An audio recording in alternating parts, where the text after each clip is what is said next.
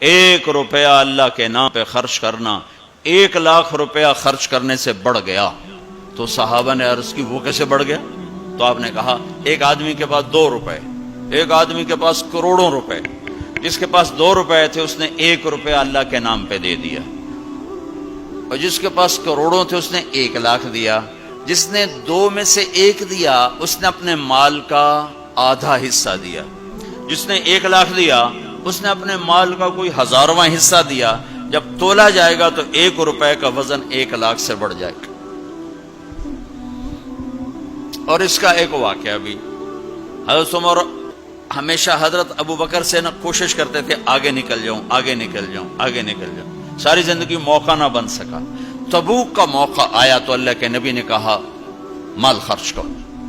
عثمان رضی اللہ تعالیٰ نے 10,000 لشکر کا سارا سامان تیار کیا، ان کی سواریاں، ان کا راشن کے لیے تھیلوں کو بند کرنے کے لیے دھاگے تک اپنے گھر سے دیے، اور 300 دینار اوپر دیے۔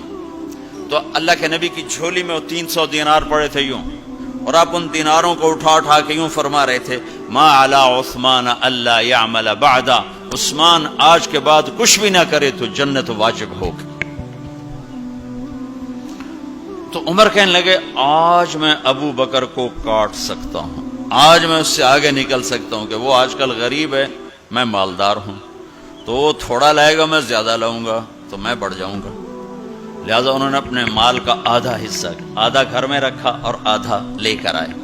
ابو بکر نے جھاڑو پھیر دیا، جو کچھ تھا وہ سارا سمیٹ کے لے آئے۔ جب دونوں پراپرٹی سامنے رکھی گئیں تو حضرت عمر کی بہت زیادہ نظر آ رہی، ابو بکر کی بہت تھوڑی نظر آ رہی۔ لہذا حضرت عمر بڑے اطمینان میں کھڑے کہ آج جیت خطاب کے بیٹے کی ہے، میں قربان جاؤں، اللہ رسول تو جانتے ہیں کہ کون کیا کر کے آیا ہے۔ تو میرے نبی نے سوال ہی بدل دیا، جو اس موقع کا سوال ہی نہیں۔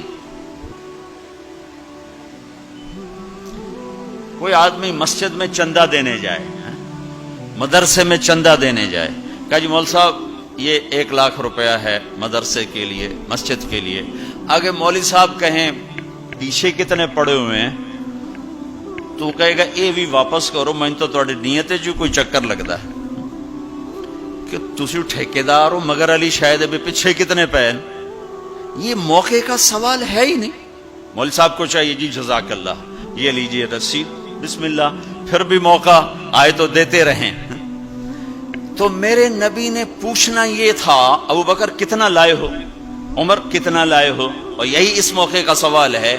لیکن اللہ رسول جانتے ہیں کہ کس کے مال میں وزن زیادہ ہے، تو میرے نبی نے سوال بدل دیا، فرمایا عمر ما خلفت، واہ واہ عمر پیچھے کیا چھوڑ کے آئے ہو؟ تو حضرت عمر تو وہیں دھڑم ہو گئے گا، میں گیا، سوال سے ہی وہ پتہ چلے گا، میری کلی اڑ گئی وکٹ۔ عمر ما خلفت یا ما ترکت لأہلک، یہ دونوں الفاظ ہیں، پیچھے گھر والوں کے لیے کیا چھوڑا؟ تو پہلے حضرت عمر بڑے جوش میں کھڑے تھے، پھر ایک دم ڈھیلے ہو گئے، کہنے باجی آدھا چھوڑا ہے آدھا لایا۔ پھر آپ نے کہا ابا بکر ما خلفت یا ما ترکت لأہلک، ابو بکر تو پیچھے چھوڑ کے کیا آیا، بچوں کے لیے کیا چھوڑ کے آیا؟ تو انہوں نے کہا ترکت اللہ ورسول، میں تو اللہ اس کے رسول کو چھوڑ کے آیا ہوں، باقی سب کچھ لے آیا۔ تو اس پر عمر کہنے لگے ابو بکر میں نہیں تجھ سے آگے بڑھ سکتا، کوئی بھی تجھ سے آگے نہیں بڑھ سکتا۔ اور اگلی سنو،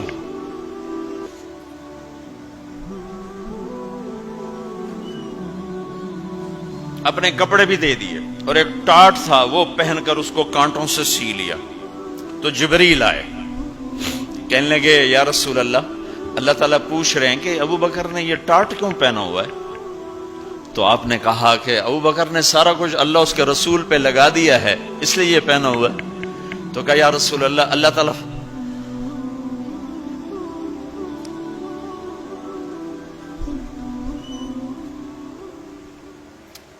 تعالیٰ فرما رہے ہیں ابو بکر سے پوچھو مجھ سے راضی تو ہے،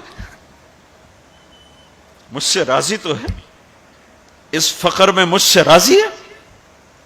میں تو اتنا سفر کر کے آیا ہوں، حالانکہ ابھی 4 دن پہلے میں 12 ملکوں کا 10 ملکوں کا سفر کر کے آؤں، ساری ہڈیوں میں درد ہے، میں اس لیے آیا ہوں کہ چلو کوئی بخشش کا بہانہ مل جائے، کوئی بخشش کا بہانہ مل جائے، اللہ راضی ہو جائے۔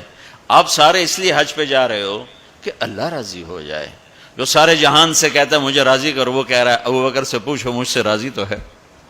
تو آپ نے کہا ابو بکر تیرا رب تجھے سلام بھی کہہ رہا ہے اور پوچھ رہا ہے کہ راضی ہو؟ تو ابو بکر کی چیخیں نکلی، میں اپنے رب سے راضی، میں اپنے رب سے راضی ہوں، میں اپنے رب سے راضی ہوں۔